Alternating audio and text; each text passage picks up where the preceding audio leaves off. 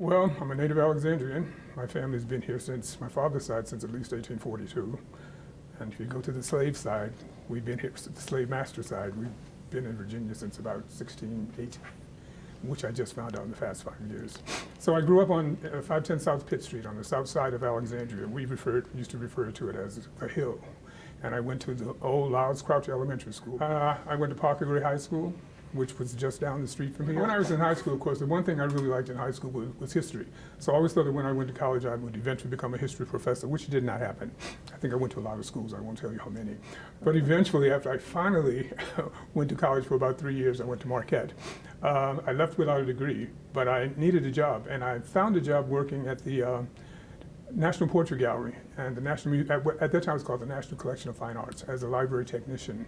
And that was my first adventure into museums. It was not history, but it got me very close. And I think it was probably there that I found the connection between art and history. Then in 1986, here's the part. I saw a job working for the Office of Historic Alexandria, one weekend a month at the Lyceum. I needed a job. So I applied for it and I got it. It eventually became a part-time job of 19 hours a week, no benefits. But while at the Lyceum, I took kids on tours. I learned a lot. I learned how to set up exhibitions. I learned how to work in an education office. I've then moved over to Gadsby's Tavern part-time as the education coordinator. I worked in all the museums. Then I went to Fort Ward, and I learned so much more working with the collections and managements, people like Wanda Dowell and Susan Cumbie. So that's where I learned on the job many of the stuff in museums. Then in 1987, I heard a rumor that the city of Alexandria was going to take over what was then the small Black History Museum. I think they called it the Black Historical Society, that opened in 1983 with the Alexandria Society for Preservation of Black Heritage and the Alumni Association of Parker Gray. Now, was I qualified to be director? No.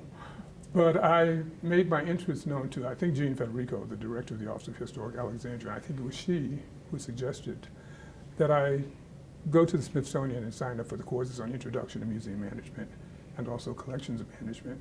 And for some strange reason, I got the job as the first curator of the Alexandria, of the Black History Resource Center, as it was called at that time.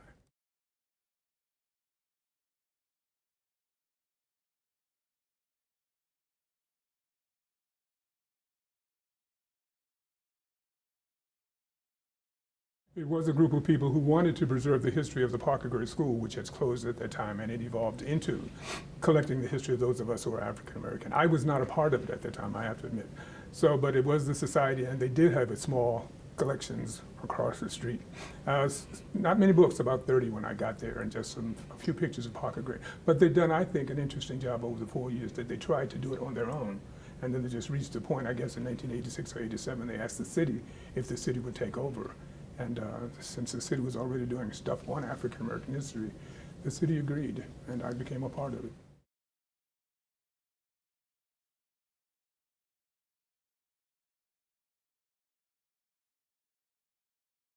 Well, that's strange because it's reached the point now over the years my brain thinks in terms of exhibitions for some strange reason. So I had an entire year to think about what we wanted to do.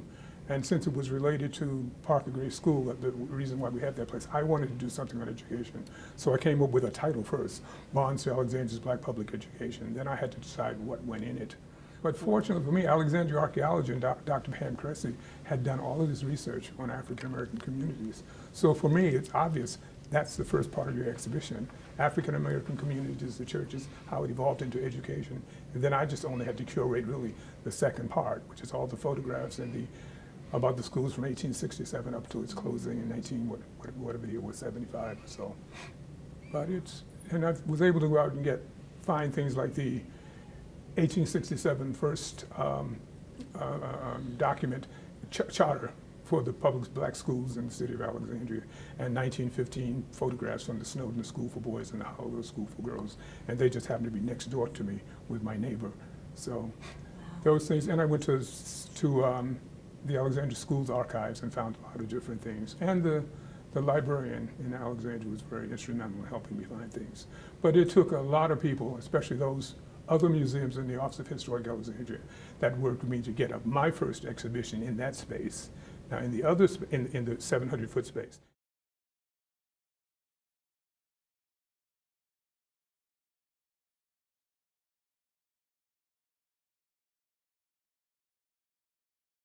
You know, that's interesting, because I think I'd only gone to that library about twice when I was younger, just as a student. But I went into the space and I said, such a small room. That was my first impression.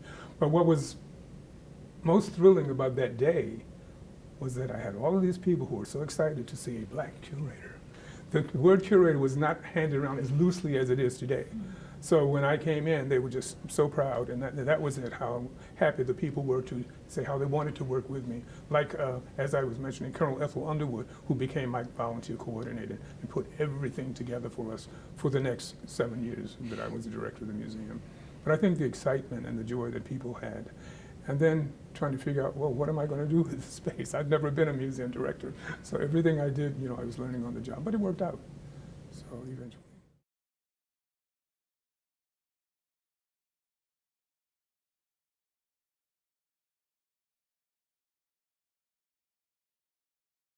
I can't remember that much. I know it had some book. It had a bookcase in front, I think, in front of my desk. I can't remember what was on the other side where there were shelves and things. I just can't remember that. I know there were not many books at all. As I said, there were 30 to 60, not the thousands that we now have in the Watson Reading Room. Those photographs were given to us by the librarian when we opened, because I did this was 1989, so later in the year I did a small exhibition on the walls in the lobby about the city, and it wasn't made public, so I had to explain to people what it was when they came in. Mm-hmm.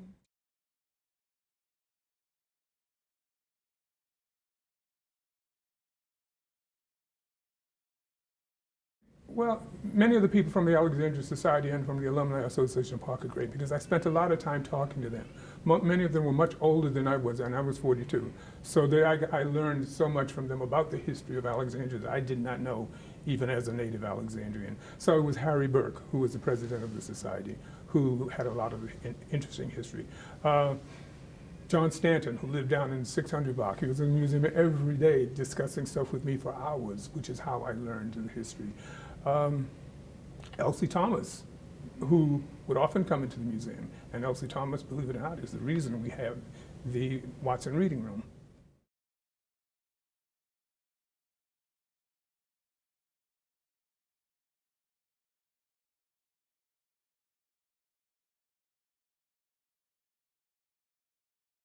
When the museum opened on April 8, 1989, I stood up there and welcomed all the people. And one of the things I said was, I hope one day we will have a research center. And she heard that. And about 2 years, and I think I said it in a newspaper article later on. And she and her friends in the, I think the Sunnyside section, were given a couple $100,000 by the city to do something.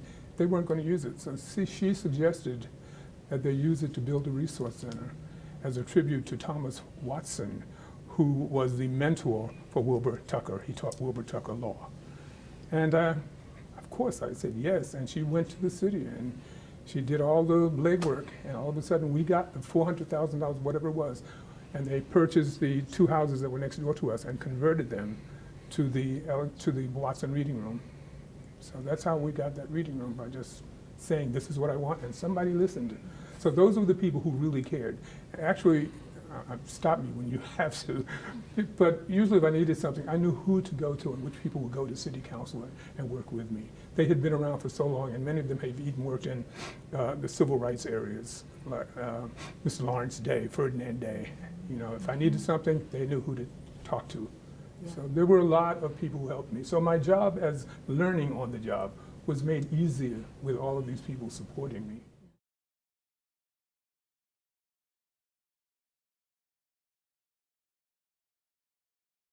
You know, I'd like to say I grew up hearing about the city, and I did not.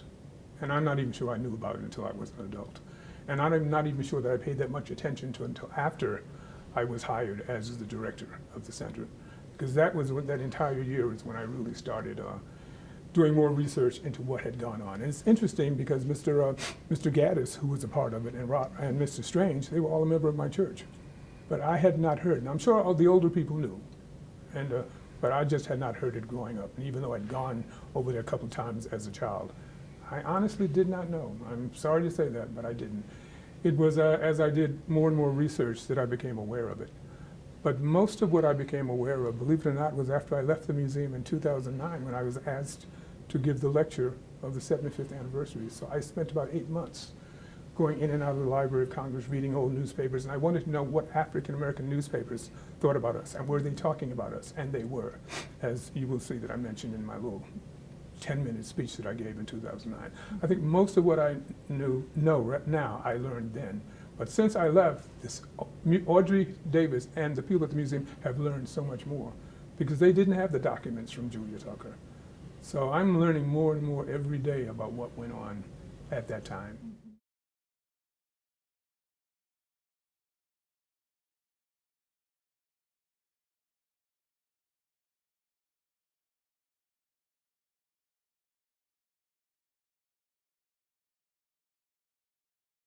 You have no idea how happy I am to hear you say it's become key, because I decided just to put that plaque there on my own. I just decided something needed to be on that corner. At that time, we didn't have a sign in front of the building that said the Black History Resource Center. So I talked to Eugene Federico, the director, and I said, hey, we need a stone or something. And as she did always, she found the money. And I went down to Apperson and Dent, the tombstone makers in the city, and asked them, hey, can you help me? They suggested a stone. That's the stone they suggested. I did the text, all of it. I was hoping there were no mistakes when I did it. I've done that before. And we did not have a ceremony or anything else. It was just placed there. And that was it. So I didn't think anybody was paying attention to it until I met you, until I talked to you.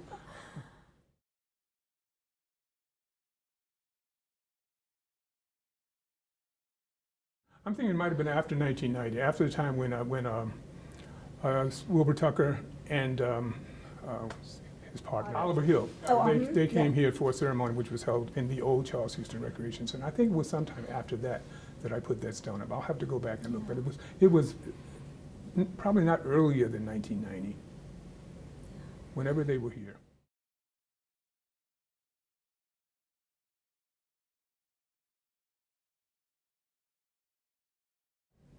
That we would encourage more people to come into the museum, because I think one of the maybe problems that we did have was that we did not have enough people coming to the museum. We did not have, at that, we knew, so we did not have enough foot traffic. So how do you get the people to come in? And it was my hope that when people would see that, and they were always walking by wondering if it was a church, that people would see that and come into the museum. I know I remember that, and I know that's one of the reasons why I wanted that plaque to be on that corner. And it did work from time to time. But we still don't have as much traffic as we want, so we need to find a way to redirect people off of King Street to come up here in this area.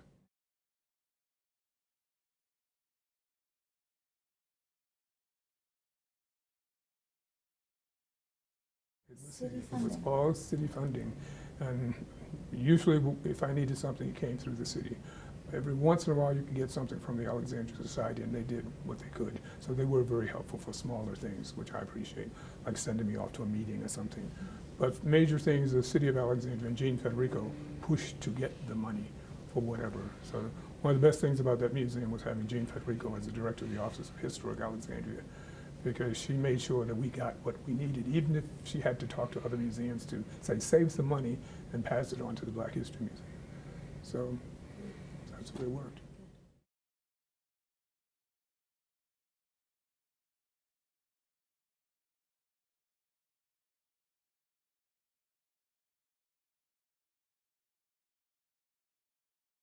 Well, you can say it was a racist city. It was. So, I mean, I've been here all my life. I don't object to saying that in 1994 we became an all-American city. We became an all-American racist city.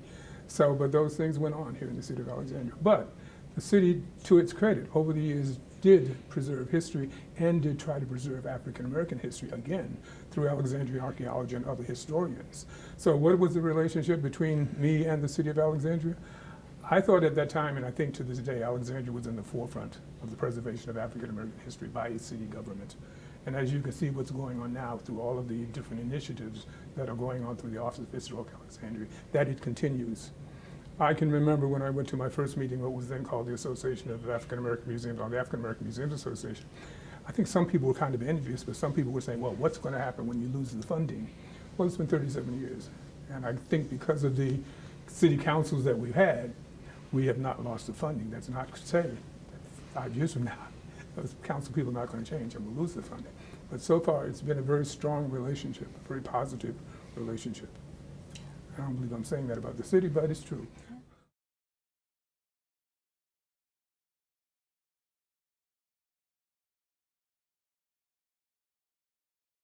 Oh, best memories. Well, the opening, of course. The opening was the dedication on April the 8th, 1989, because we honored, I think, 5 people. I'm going to forget the names: Helen Day, Reverend Stanton, Ferris Holland, Annie B. Rose, and Natalie Vaughn, who was a teacher. So that was a great day to see so many people come to the opening of the exhibition, to the opening of the museum. Except for not being paid enough, I didn't have that many negative things to really say about the museum.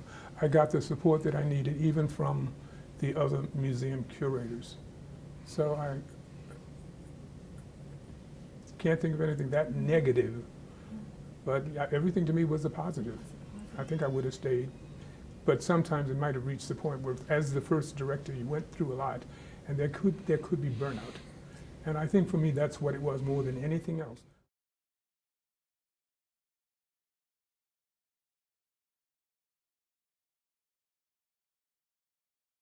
Well, of course, the one thing I always fought for was to get more staff. So, because when it opened, I think I was the only employee. But again, Gene Federico did get money for me to get a museum aide.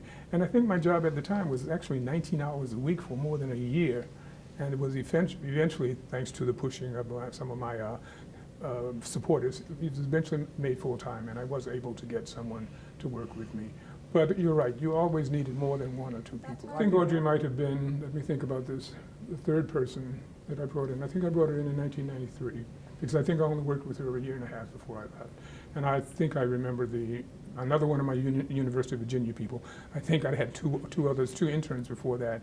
And then Audrey came along, I think because I'd had such success with the 2 interns from the University of Virginia, I hired Audrey. And which was good for me, because I think we complemented each other well. She's a great extemporaneous speaker. I write speeches. She's great at writing and editing. So, and she just worked well for that time that we were working together.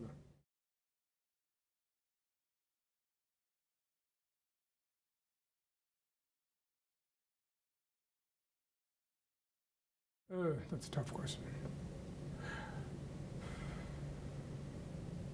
You know, growing up in black communities, or any community, you hear that it takes a village to raise a child. So that's not just Hillary Clinton, but it takes a whole village to raise a child.